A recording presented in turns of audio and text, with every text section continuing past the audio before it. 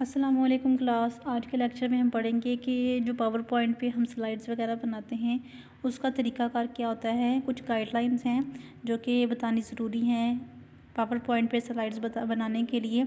इन guidelines को आपने follow करना है ताकि आपकी जो स्लाइड्स हैं, जो आप प्रेजेंटेशन वगैरह बनाते हैं पावर पॉइंट पे, वो अच्छी तरह से आप एक प्रेजेंटेशन जो है वो बना सकें, एक अच्छी तरह से स्लाइड्स जो हैं वो कवर कर सकें। कुछ की पॉइंट्स होते हैं, ये जो इम्पोर्टेंट की पॉइंट्स हैं कि आप एक किस तरह से प्रोफेशनल अपनी पावर पॉइंट पर स्लाइड्स बना सकते हैं, या फिर अपने अगर आपको कोई प्रेजेंटेशन का टॉपिक मिला हुआ है, आपने कोई क्लास में प्रेजेंटेशन देनी है तो उसके लिए स्लाइड्स वगैरह अगर आप बनाना चाहते हैं तो वो किस तरह से पावर पॉइंट पे आप बना सकते हैं। तो सबसे पहले ये आपने टॉपिक्स जो है हमने कवर करने हैं अपनी आज के लेक्चर में। तो आपने क्या करना है कि ये सबसे जो पहली स्लाइड, जैसे मैंने यहाँ पर पहली स्लाइड बनाई है ना, इस स्लाइड में मैंने आपको ये बताया कि हम कौन सा टॉपिक आज कवर करने वाले हैं। तो पहली स्लाइड में आपने अपना जो टाइटल होता है आपके प्रेजेंटेशन का वो बताना है। आपने जो दूसरी स्लाइड है ना, जैसे ये वाली दूसरी स्लाइड है, तो इस स्लाइड में आपने बताना है कि जो नेक्स्ट कमिंग स्लाइड्स होंगे ना उसके अंदर आपने कौन कौन से पॉइंट्स कवर करने। तो जैसे कि मैंने आपको बताया कि यहाँ पर जो हमने पॉइंट्स कवर करने कि आउटलाइंस क्या होती हैं, स्लाइड स्ट्रक्चर क्या होता है, फ़ॉन्ट क्या होता है, कौन कितना फ़ॉन्ट होना चाहिए एक पावर पॉइंट के स्लाइड में, कलर कैसा होना चाहिए, बैकग्राउंड कैसा होना चाहिए, ग्राफ्स अगर आपने यूज़ करने तो वो कैसे होने चाहिए, स्पेलिंग और ग्रामर मिस्टेक्स नहीं होनी चाहिए, कंक्लूजन्स आपने लाजमी यूज़ करने। इसके बाद लास्ट पे अपने क्वेश्चंस का जो है ना लाजमी एक स्लाइड बनानी है। तो पहली स्लाइड में हमेशा आपका जो टाइटल होता है वो होता है, दूसरी स्लाइड में जो आउटलाइन होती है आपकी कोर्स की वो आपने लिखनी होती है कि आज आपकी प्रेजेंटेशन में कौन कौन से टॉपिक हम कवर करने वाले हैं। जैसे कि मैंने आपको यहाँ पर ये बताया कि आज के लेक्चर में हम ये टॉपिक्स कवर करने वाले हैं, ठीक है। ये भी जो मैं आपको लेक्चर दे रही हूँ ना, ये सारे में हमने पावर पॉइंट पे बनाए हुए। अब देखें आउटलाइन, मेरी पहली हेडिंग कौन सी थी, आउटलाइन की। तो आपने ये भी ख्याल रखना है कि जो आपने जिस सीक्वेंस में पॉइंट्स यहाँ पर लिखे हुए ना, जो आपकी नेक्स्ट स्लाइड्स हैं उसी इन्हीं पॉइंट्स के सीक्वेंस के साथ आपने डिटेल में डिस्क्राइब करनी चाहिए आपकी पावर पॉइंट पे जो अपनी प्रेजेंटेशन बनानी है, ठीक है। Make your first and second slide N outline of your presentation. जो आपकी प्रेजेंटेशन की आउटलाइन होगी ना, अपने पहली और दूसरी स्लाइड वो बनानी है। Follow the order of your outline for the rest of the presentation. जो आपने जिस ऑर्डर में जिस सीक्वेंस के साथ आपने आउटलाइन बनाई भी ना, उसी सीक्वेंस के साथ आपने अपने पॉइंट्स को डिस्क्राइब करना है। Only place main point on the outline slide. जैसे ये आउटलाइन स्लाइड देखें, आपको यहाँ पर सिर्फ मेन पॉइंट्स लिखे हुए, इन पॉइंट्स की डिस्क्रिप्शन नहीं बताई हुई। तो आपने क्या करना है, सिर्फ पॉइंट्स के नाम लिखने, उसकी डिस्क्रिप्शन नहीं बतानी। आउटलाइन जो आउटलाइन स्लाइड है ना ये वाली, इसमें सिर्फ आपने पॉइंट्स बताने, डिस्क्रिप्शन नहीं बतानी, जैसा कि मैंने आप पिछली स्लाइड दिखाई है। अब स्लाइड स्ट्रक्चर आपको दोनों तरह के बताऊंगी, गुड स्ट्रक्चर कैसा होता है और बैड स्ट्रक्चर कैसा होता है, ठीक है। गुड स्ट्रक्चर देखिए, आपको यहाँ पर जितने भी है ना वो सारे पॉइंट्स लिखे हुए हैं, पॉइंट्स बना बना के आपको यहाँ पर बताया हुआ है। और यहाँ पर देखें एक पैराग्राफ लिखा हुआ है। अब पैराग्राफ रीड करना आसान है या फिर पॉइंट्स को रीड करना आसान है। ये देखें, ये आंखों को अच्छा भी लग रहा है और थोड़ा इसको पढ़ने में हमारे लिए आसानी भी पैदा हो रही है। लेकिन पैराग्राफ देखिए, आपको एक मेंटली आपका डिस्टर्ब हो रहे हैं और इसको पैराग्राफ को रीड करना भी हमारे लिए मुश्किल हो रहा है। अब देखिए, यूज़ 1-2 स्लाइड्स पर मिनट ऑफ योर प्रेजेंटेशन। आपने क्या करना है, एक स्लाइड आपने जो ना एक से दो मिनट तक टाइम लगाना है उस स्लाइड के लिए। राइट इन पॉइंट फॉर्म, आपने पॉइंट्स के फॉर्म में लिखना है। नोट कंप्लीट सेंटेंसेस, पूरे सेंटेंसेस नहीं लिखने। इंक्लूड 4 to 5 पॉइंट्स पर स्लाइड। एक स्लाइड में 4 से 5 पॉइंट्स होने चाहिए। Avoid wordiness, use keywords and phrases only. फिर आप यहाँ पर सिर्फ कीवर्ड्स और फ्रेजेस का इस्तेमाल करना है, ठीक है। अब बैड स्ट्रक्चर देखिए यहाँ पर, this page contains two many words for a presentation slide. ये जो पेज है ना, इसमें बहुत सारे वर्ड्स हैं आपके प्रेजेंटेशन के लिए। It is not written in point form, making it difficult both of your audience to read and for you to present each point. अब ये आपके लिए भी मुश्किल हो रहा है कि आप हर पॉइंट को कैसे एक्सप्लेन करें, और आपकी ऑडियंस के लिए भी मुश्किल हो रहा है कि वो रीड कैसे करें। Although there are exactly the same number of points on this slide as the previous slide. हालांकि इधर भी वही पॉइंट लिखे हुए जो कि प्रीवियस स्लाइड में लिखे हुए थे। It looks much more complicated, ये बहुत ज़्यादा कॉम्प्लिकेटेड नज़र आ रहे हैं as compared to previous slide. In short, your audience will spend too much time trying to read this paragraph instead of listening to you. अब आपकी जो ऑडियंस है ना, उस चूँकि आपकी ऑडियंस का ध्यान इधर रीड करने में होगा, वो आपकी बात नहीं सुनेगी। तो आपने क्या करना है कि आपने स्लाइड्स को ना वो पॉइंट्स के फॉर्म में बनाना है, और आपके स्लाइड में ना 4 से 5 पॉइंट्स होने चाहिए। ये पूरे पैराग्राफ्स नहीं आपने लिखने। अब स्लाइड स्ट्रक्चर कैसा होता है? स्लाइड स्ट्रक्चर ये है, show 1 point at a time. जैसे देखिए यहाँ पर एक टाइम पे एक पॉइंट शो हो रहा है। देखिए एक टाइम पे एक पॉइंट आपने शो करना है, जैसे कि यहाँ पर आपको नज़र आ रहा है। Will help audience concentrate on what you are saying. इससे इसका फ़ायदा क्या होगा? आपकी जो ऑडियंस है ना, जिसको आप ये प्रेजेंटेशन दिखा रहे हैं, जो पॉइंट यहाँ पे शो हो रहा होगा, वो सिर्फ उसका कंसंट्रेशन उस पॉइंट पे होगा। अगर आप पूरी स्लाइड यहाँ पर बता देंगे ना, तो उनको नहीं पता चलना कि आप इस टाइम किस पॉइंट पे मौजूद हैं। एक टाइम पे एक पॉइंट आपने शो करना है। Will prevent audience from reading अहीड।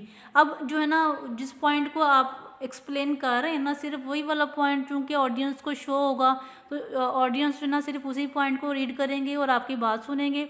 तो अगला जो आगे जो नेक्स्ट इन्फॉर्मेशन होगी ना, अब ऑडियंस को शो ही नहीं होनी, तो ऑडियंस जो है सिर्फ आपकी बात सुनेगी और आपकी बात की तरफ तवज्जो देंगे, जो है मज़ीद रीडिंग नहीं करेंगे। अब will help you keep your presentation focused. ये आपको भी हेल्प करेगा कि किस तरह से आप अपनी प्रेजेंटेशन पर फोकस कर सकते हैं। अब बैड स्ट्रक्चर कैसा होता है? बैड स्ट्रक्चर क्या, ये वाला है, ये ऐसे बैड स्ट्रक्चर होता है। Do not use distracting animations. ऐसी एनिमेशंस इस्तेमाल ना करें जो बार बार अपीयर होता है, कभी डिसअपीयर होती हैं, कभी अपीयर होती है, कभी डिसअपीयर होती हैं। इस तरह की एनिमेशंस इस्तेमाल ना करें जो बार बार आपको जो है वो चमक दमक वाली, या फिर कभी नज़र आती कभी नहीं नज़र आती, जो हमें मेंटली डिस्टर्ब करें, हमारा जो ध्यान है वो उसको डिस्ट्रैक्ट करें। तो ऐसी एनिमेशन इस्तेमाल ना करें अपनी स्लाइड्स में। Do not go overboard with the animation. ऐसी एनिमेशन इस्तेमाल ना करें जिससे हम बोर हो जाएं। मीन्स कभी कोई एनिमेशन आ रही है, कभी कोई आ रही है, कोई मीन्स वो आपकी अगर आप वर्गल एनिमेशंस इस्तेमाल करते हैं तो ऐसे एनिमेशंस को अवॉइड करें। Be consistent with the animation that you use. वो एनिमेशन जो भी आपने डिसेंट से एनिमेशन इस्तेमाल करनी है ना अपनी स्लाइड में, जो पहली स्लाइड में यूज़ की हुई है, आने वाली स्लाइड्स में वही आपने एनिमेशन यूज़ करनी है। ऐसा नहीं करना कि पहली स्लाइड की एनिमेशन कोई और थी, दूसरी की और थी, तीसरी की और थी, चेंज नहीं करना, ठीक है। जो एनिमेशंस आपकी पहली स्लाइड से चल रही है ना, एंड तक वही होनी चाहिए। और पॉइंट्स का भी ख़ास ख्याल रखा करें। जो आपने पॉइंट्स यूज़ किए हुए ना, जैसे यहाँ पर देखिए हमने क्या किया, ये यूज़ किए हुए, ये पॉइंट्स यूज़ किए हुए, तो आपकी वो स्लाइड्स में भी पॉइंट्स वही सेम होने चाहिए जो पहली स्लाइड में थे, आने वाली कमिंग स्लाइड्स में वही होनी चाहिए। अच्छा जी, फ़ॉन्ट, गुड फ़ॉन्ट कैसा होता है आपकी प्रेजेंटेशन का?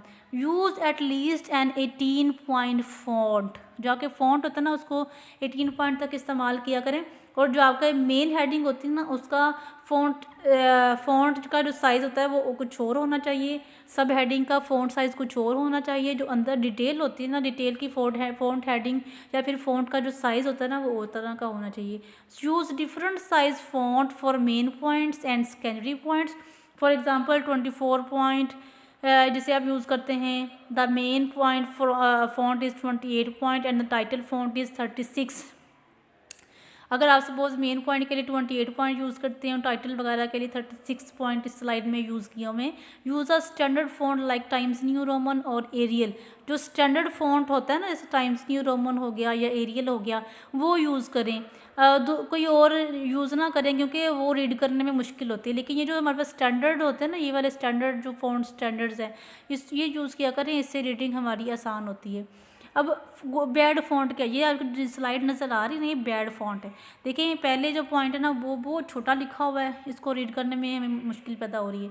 दूसरा फ़ॉन्ट सारा कैपिटल में लिख दिया है। अब कैपिटल में तो ये जो रूड लैंग्वेज कंसिडर की जाती है, सारा का सारा सेंटेंस अगर हम कैपिटल में लिख देते हैं, इसे रीड करने में भी हमारे लिए मुश्किल पैदा होती है। तीसरा देखें, ये नॉर्मल लिखा हुआ है। अब इस तरह की जो स्लाइड्स है ना, बड़ा छोटा कर देना, कुछ फ़ॉन्ट बहुत बड़ा कर देना और कुछ जो है नॉर्मल कर देना, ये जो स्लाइड इस तरह के बैड इंप्रेशंस डालती है हमारी ऑडियंस पे। अब देखिए नेक्स्ट हमारे पास जो कलर है, हमेशा गुड कलर इस्तेमाल करें अपने स्लाइड्स के लिए। Use a colour of font that contrast sharply with the background. जैसे कि यहाँ पर आपका जो फॉन्ट का कलर है, जो आपकी स्लाइड का बैकग्राउंड कलर है, वो कंट्रास्ट होना चाहिए। जैसे कि आपको यहाँ पर स्लाइड नज़र आ रही है ना, इसका बैकग्राउंड देखिए वाइट है और इसका जो फॉन्ट का जो है वो ब्लैक कलर इस्तेमाल किया हुआ है। ब्लैक के वाइट के ऊपर ब्लैक जो प्रोमिनेंट हो रहा है, आपको टेक्स्ट लिखा हुआ नज़र आ रहा है कि यहाँ पर टेक्स्ट क्या लिखा हुआ है। इसके बाद use colour of to interface the logic of your structure.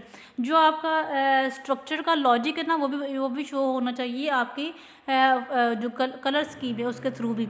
Use colour to emphasise a point. Suppose अगर आप किसी पॉइंट को फिर एम्फासाइज करना चाहते हैं ना, तो उसका कलर आप चेंज कर सकते हैं। जैसे कि आपको ये ओकेजनली वर्ड यूज़ किया हुआ है ना मैंने, यहाँ पर मैंने सपोज अगर इस पॉइंट को मैं ज़ोर देना चाहती हूँ, एम्फासाइज करना चाहती हूँ, इस पॉइंट को मैं मज़ीद एक्सप्लेन करना चाहती हूँ, मैंने इसका कलर चेंज कर दिया ताकि जब मैं प्रेजेंटेशन दूँ तो मुझे याद आ जाए कि मैंने इसका कलर क्यों चेंज किया था, क्योंकि मैंने इसका कलर चेंज किया हुआ है, ये प्रोमिनेंट हो रहा है। तो मैं इस वर्ड को मुझे याद रहेगा कि इस वर्ड को मैंने मज़ीद जो है एक्सप्लेन करना है, इस वजह से मैंने इसका कलर चेंज किया हुआ है। अब बैड कलर देखिए, आप यहाँ पे बैड कलर यूज़ किया हुआ है, बहुत येलो है, येलो हमें नज़र ही नहीं आ रहा।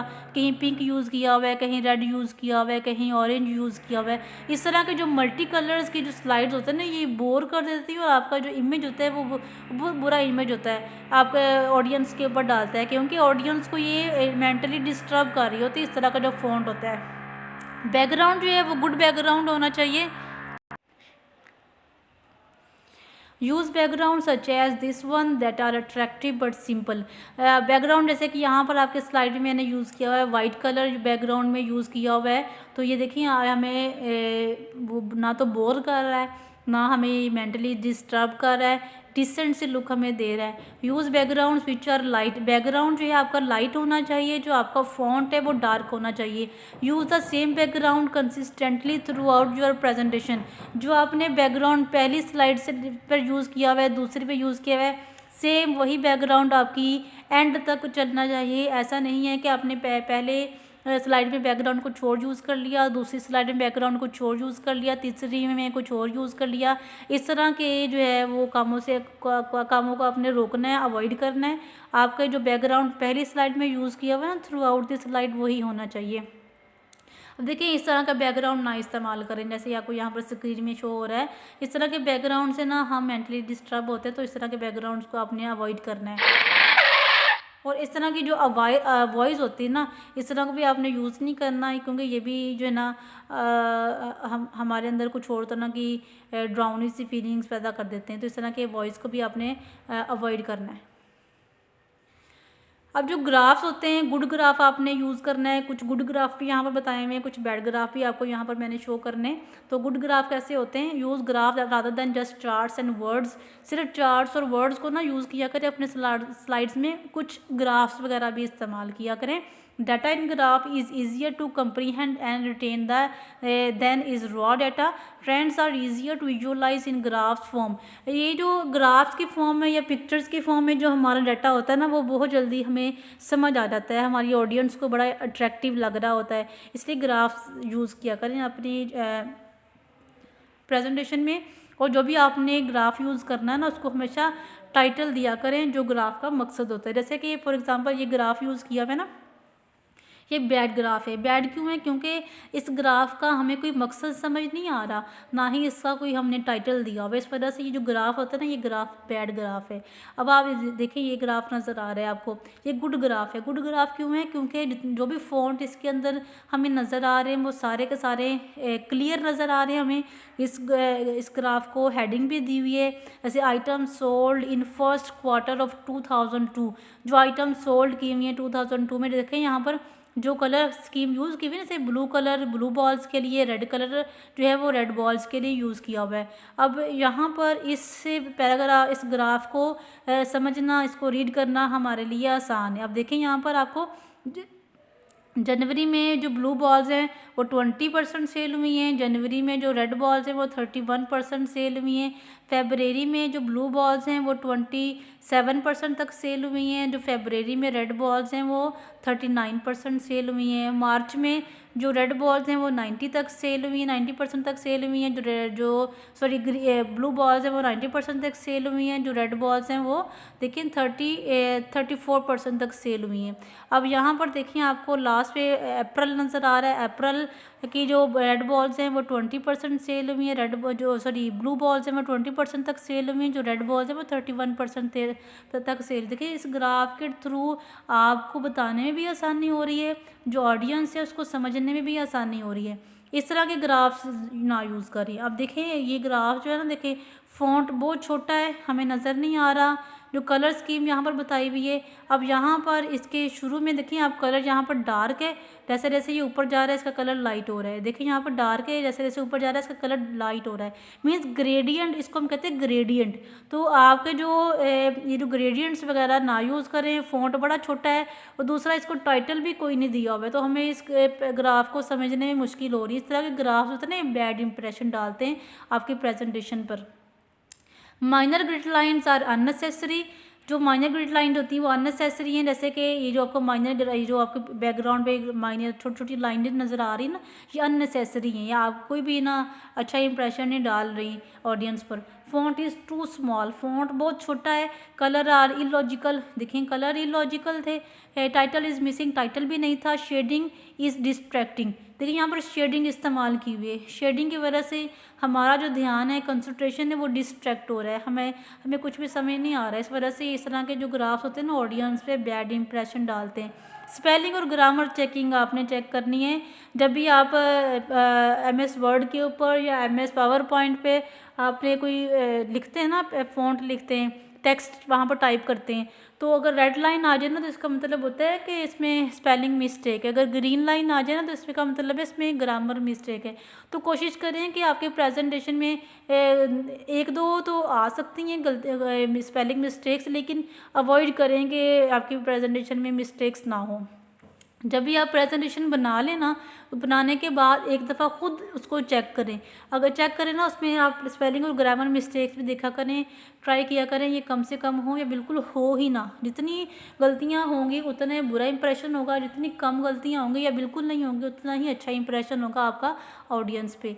अच्छा, लास्ट पे जो सेकंड लास्ट आपके स्लाइड होते हैं ना, उसको कंक्लूजन लाजमी वहाँ पर बताया करें कि आपकी जो स्लाइड है, आपकी जो प्रेजेंटेशन है ना, इसका कंक्लूजन क्या था। जैसे हमारा जो आज का टॉपिक था कि हमने बताना था कि जो पावर पॉइंट पे आपने स्लाइड्स बनानी है ना, उसको वो कुछ हमने टिप बतानी थी, आपको टिप्स बतानी थी कि किस तरह की प्रेजेंटेशन आपने पावर पॉइंट पे बनानी है। तो ये आज कंक्लूजन आपने निचोड़ बताना है, ठीक है। जैसे हमने आज के डे में देखा कि आपका जो फ़ॉन्ट है, फ़ॉन्ट कैसा होना चाहिए, फ़ॉन्ट का साइज़ कैसा होना चाहिए, अगर आप ग्राफ इस्तेमाल करें ग्राफ्स कैसे होने चाहिए, अगर आप इमेजेस वगैरह इस्तेमाल करें तो इमेजेस कैसी होनी चाहिए आज के लेक्चर में, और आपके जो पहली और दूसरी स्लाइड क्या होनी चाहिए, किस तरह से आपने आउटलाइन को डिस्क्राइब करना है, और किस किस स्लाइड पे सिर्फ आउटलाइंस होने चाहिए, किस स्लाइड पे आपने उन आउटलाइंस को एक्सप्लेन करना है। ये सारी चीज़ें आज के लेक्चर में हमने कवर की हैं। जो सेकंड स्लाइड है वो कंक्लूजन होना चाहिए कि कंक्लूजन में आपने बताना है कि आज की आपके लेक्चर में क्या बाकी आपका मकसद पूरा हो गया, जो आप टॉपिक बताना चाह रहे थे लोगों को, अगर पूरा हो गया, फिर अगर आप वो कहते हैं ना अंत भला तो सब भला, तो कंक्लूजन में आपने अपने लेक्चर का कंक्लूजन बता देना है। इसके बाद जो आपकी लास्ट स्लाइड होगी ना, वहाँ पर आपने क्वेश्चंस या एनी क्यूरी इस तरह की आपने स्लाइड बनानी है, ताकि अगर ऑडियंस में से कोई क्वेश्चन पूछना चाहते हैं ना, आपके टॉपिक जो भी आपने एक्सप्लेन किया, जो भी आपने टॉपिक बताया, प्रेजेंटेशन दी है, अगर ऑडियंस में से किसी का कोई क्वेश्चन हुआ तो वो आपसे पूछ लेगा, अपनी कन्फ्यूजन दूर कर देगा। इसके बाद आपने जो है वो थैंक यू की स्लाइड लाजमी बनानी है, जिसमें आपने अपनी ऑडियंस का थैंक यू करना है कि उन्होंने आपकी प्रेजेंटेशन सुनी है। अच्छा जी, ये था हमारा आज का लेक्चर। अगर किसी पॉइंट के समय नहीं ना आए तो आप मुझसे कमेंट करके पूछ सकते हैं। अपना ख्याल रखिएगा, दुआ में याद रखिएगा। टेक केयर, अल्लाह हाफिज़।